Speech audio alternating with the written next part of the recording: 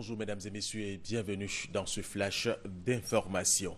Le président de la République Alassane Ouattara est à Addis Abeba en Éthiopie où il prend part depuis hier jeudi et ce vendredi au 24e sommet ordinaire des chefs d'État et de gouvernement de l'Union africaine dont le thème est 2015, année de l'autonomisation des femmes et développement de l'Afrique pour la concrétisation de l'agenda 2063.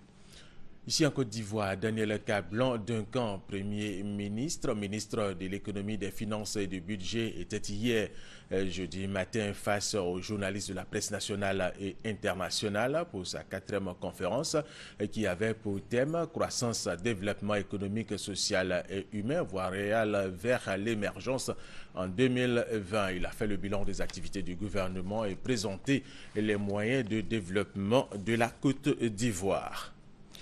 Le dialogue politique a repris hier jeudi avec le Front populaire ivoirien et les autres partis de l'opposition. La rencontre a porté sur les avancées du dialogue, le statut de l'opposition et les questions électorales. Cette reprise intervient après le dégel des avoirs de plusieurs personnalités proches de l'ancien régime. Le phénomène d'enlèvement d'enfants depuis quelques semaines en Côte d'Ivoire crée la psychose chez les parents d'élèves dans tout le district d'Abidjan. Dans la commune de Yopougon, des rumeurs d'enlèvement d'enfants ont créé la panique dans les établissements publics et privés de la commune. L'heure est grave en Abidjan, capitale économique de la Côte d'Ivoire. Au moins 21 cas d'enlèvement d'enfants suivis d'assassinats dans le district d'Abidjan enregistrés en moins de 3 mois. La situation préoccupe le gouvernement. À la demande du président de la République, une réunion interministérielle regroupant les ministères d'État, ministère de l'Intérieur et de la Sécurité, ministère de la Famille, de l'Enfant et celui en charge de la Défense est organisée. Ces ministères sont assistés des grands commandements de l'armée et du Conseil national de la sécurité.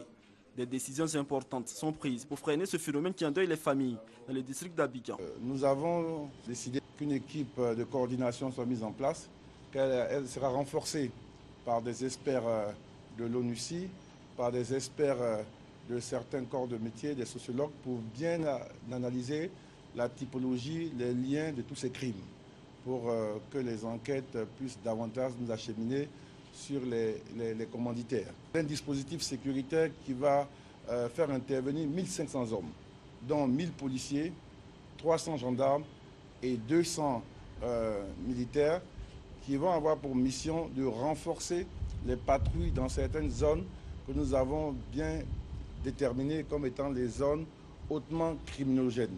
Et ensuite, la surveillance des écoles, des forêts, de certains plans d'eau qui ont été révélés comme des points sensibles. Des numéros verts ont été communiqués en vue de dénoncer toute situation d'enlèvement. Il s'agit des 111, 116, 145 et 170. Reportage de Kwasi Mamadou et 1500 hommes vont être déployés pour lutter contre ce phénomène. L'Union africaine soutient la mise en place d'une force multinationale de 7500 hommes pour lutter contre Boko Haram et s'est fixé un objectif ambitieux et convaincre les Nations Unies de financer son offensive militaire au Nigeria. Au moins 6 militaires égyptiens ont été tués et 30 personnes blessées hier jeudi lors d'attaques visant les bâtiments de la police et de l'armée dans une ville du nord du Sinaï. Ces attaques exécutées avec des tirs de roquettes et une voiture piégée sont revendiquées par la branche de l'organisation de l'État islamique en Égypte. Et pour terminer, l'armée congolaise a annoncé hier jeudi avoir lancé une offensive dans l'est de la République démocratique du Congo contre les rebelles des forces démocratiques de libération du Rwanda, FDLR. Selon les autorités militaires congolaises, cette opération est planifiée par la RDC et elle seule et non conjointement avec la force onusienne MONUSCO comme prévu initialement. Fin de ce flash d'information. Merci de nous avoir suivis. Je vous retrouve à 13h.